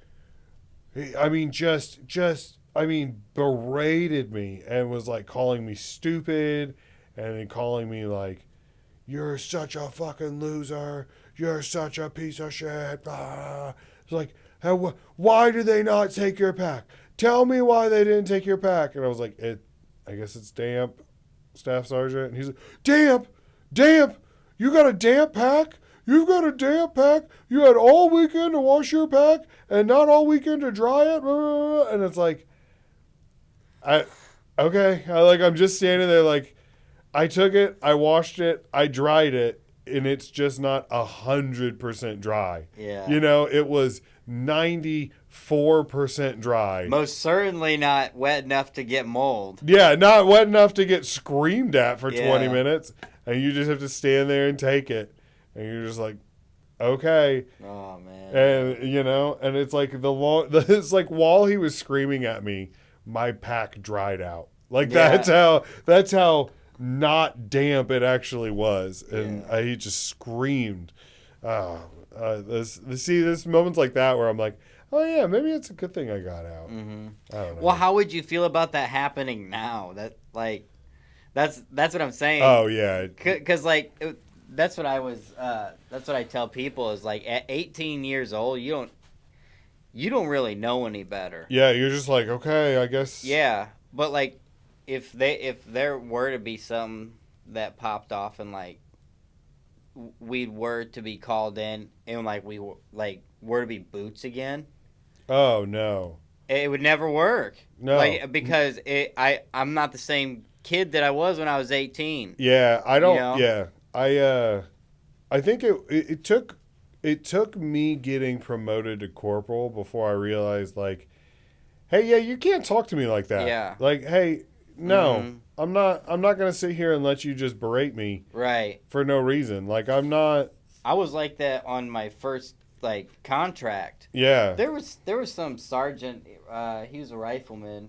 Something happened. He didn't like something that I did, and he was like not. He wasn't like a mean person, but like he wasn't liking the way I was standing. And he goes, "Stand at parade rest when you talk to a sergeant." And I'm like, "No, yeah, no, I'm not yeah, gonna do that." Like I understand that like you don't even do this with your own dudes. yeah, And like now because I'm in a different platoon and because I'm a different MOS probably you don't like my attitude, you're going to make me stand a certain way for you. I was like, "No." So I stayed leaning up against the wall. And he started yelling at me and I just was like, "No, I'm not going to do that." yeah. We're not And gonna then play this game. he went to talk to Wicks about it. And Wicks said something to me. I don't remember what it was, but nothing happened of it. But Yeah, I'm like, dude, don't fucking try to show me how big your junk is. yeah. I don't care. That's really all it came down to. Yeah, exactly. There have been times outside of the Marines where people have tried to like, they try to like big dick you or Yeah, whatever, and yeah, you're like, oh no, you don't understand. I'm not gonna let you do this. yeah. Like, and I don't care. I don't need this job. Like, Right. the number of times I've realized that, like when I was selling cars, this guy tried to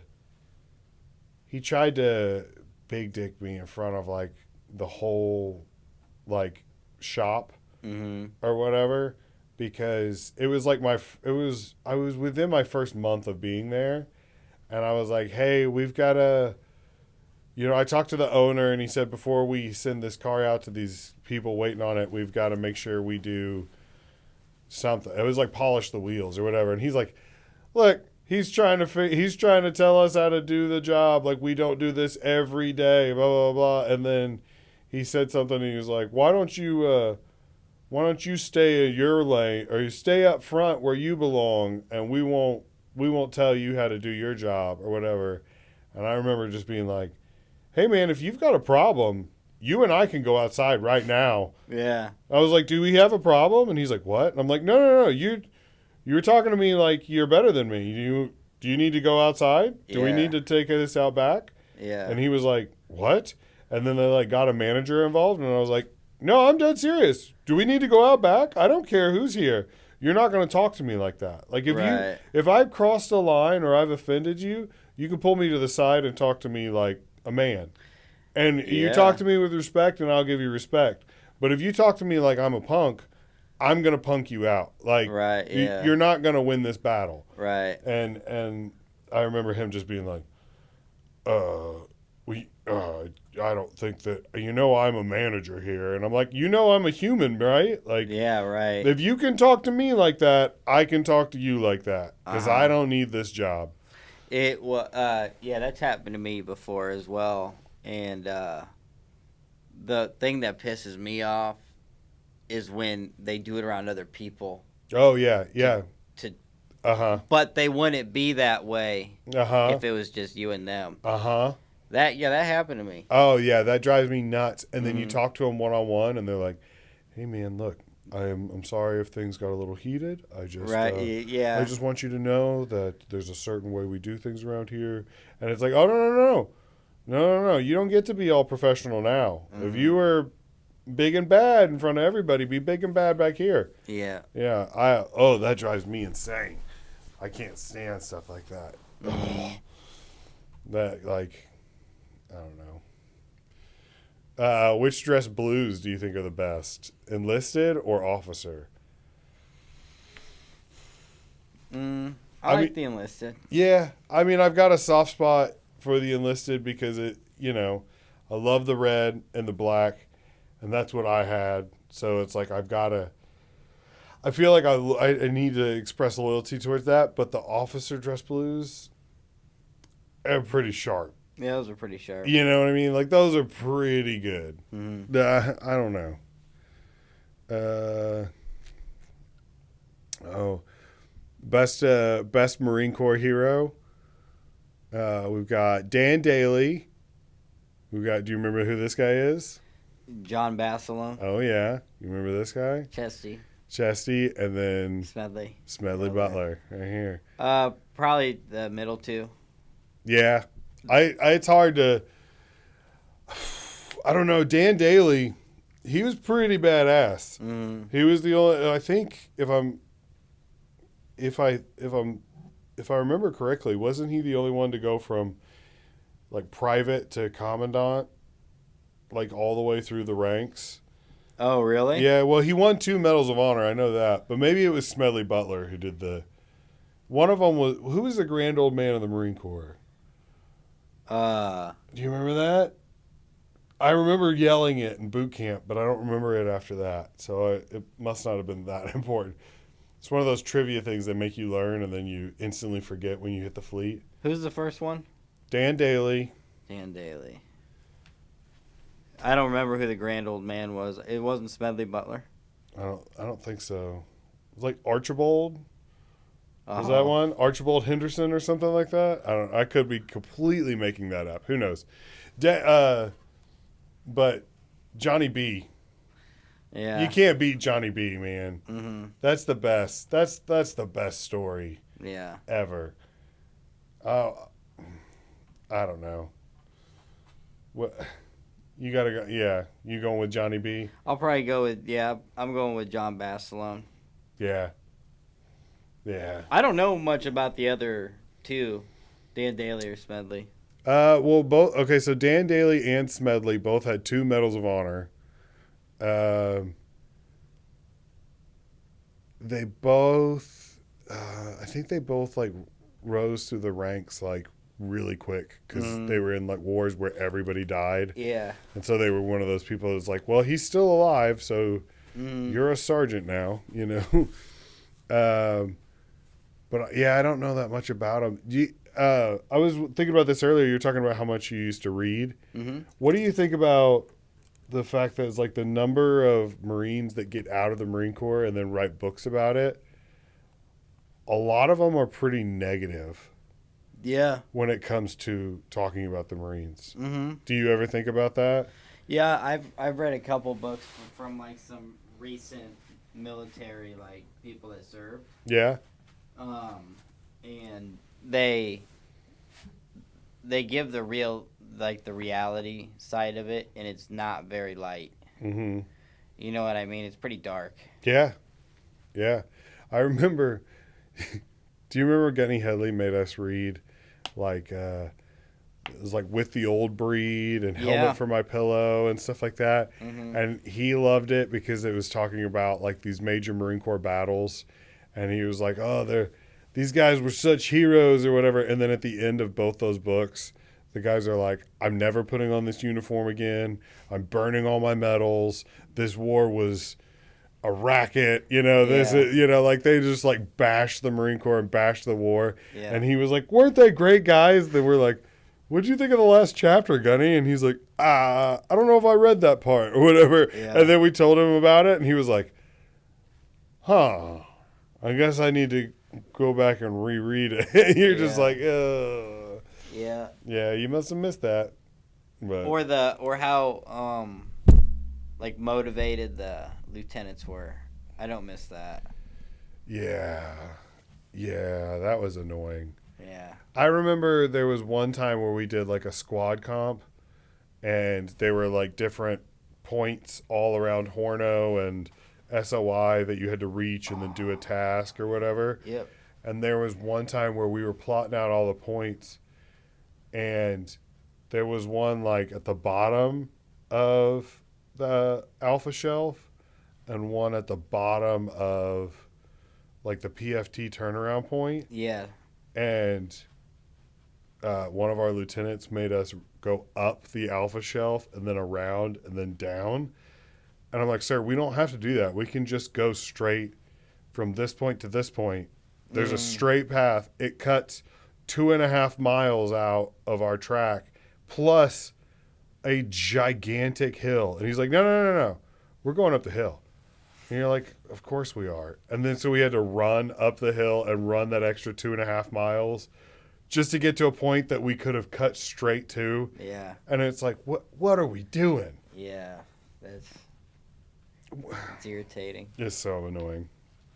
All right. Well, we just hit 2 hours. Oh, dang. And it's getting late. So why don't we wrap up there? All right. Do you have anything you wanted to, any shout outs you wanted to give or businesses to plug or anything like that? No, if you, I guess if you're ever over in Morton and you want to get tattooed, you can go over to Main Street Saints. Oh yeah, shout out to Allie, right? Yep. Alley Tattoos over there, and Mrs. Fuerst. Yep, my wife. Jason Parker, real good tattooer, and another girl over there, that Tess Edwards, and she's a good tattooer. Yeah, I need to. I was just talking about this the other day. I need to go get, because I've got a giant half finished one that I don't even really feel like finishing anymore. Yeah. Just because the last guy I got to do it, like, really kind of like went off the rails and did his own thing. Yeah. And I was like, I don't know if I want to pay to get it finished, but I think I really like some of the tattoos that Allie does. Mm-hmm. So I might have to hit her up to finish this off. Yeah, for sure. Yeah. Well, dude, I hope you come back. Next time you're coming into town, let's plan it out and we'll do it. We could do it like first thing, like when you get in, or like let's have a weekend where Allie comes for a visit. Okay. You know what I mean? Yeah. Maybe we'll get you, me, Allie, and Kelly in here. Okay. We'll do like a newlywed dating game type thing, or whatever. That could be fun. Yeah. Yeah. But man, thanks for coming. Thanks for having me. You're always welcome, man. Always. Well, thank you. Yeah. And all right, shout out everybody. I'll see you next week. All right, take care.